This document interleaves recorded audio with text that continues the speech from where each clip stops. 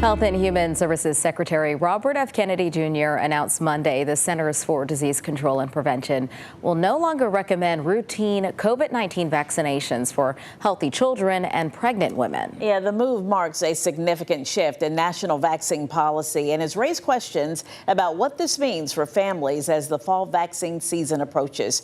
WCNC's Meghan Bragg digs into what this new vaccine rollout could look like. This announcement comes a week after the Trump administration says it plans to limit approval for seasonal COVID shots to seniors and others at high risk. To verify what this could mean for families, we went to these sources: New England Journal of Medicine, cardiologist Dr. Pyle Coley, and Dr. Carla Robinson with Urban House Call. In a paper recently published in the New England Journal of Medicine, the FDA commissioner and vaccine chief say they want to see data from new clinical trials that show COVID shots are still safe and effective before approving them for healthy adults and children. This requirement could limit who gets new shots each year.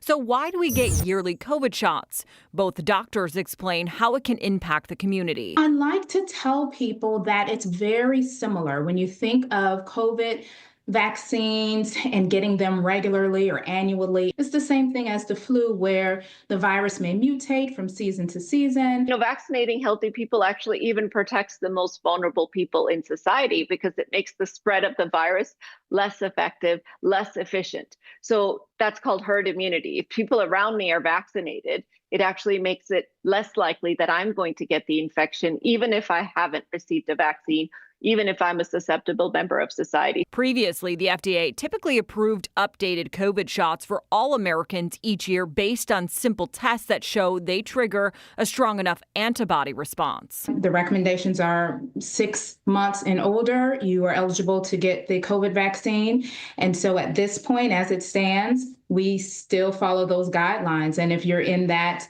population, we recommend vaccination. However, in the paper, the FDA employees argue the one-size-fits-all COVID vaccine policy approach is outdated and no longer in line with other countries. They do say, though, that drug makers can still use smaller studies to get approval for adults 65 and up, as well as high-risk children and adults.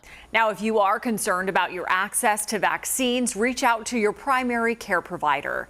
With your Verify, I'm Meghan Bragg.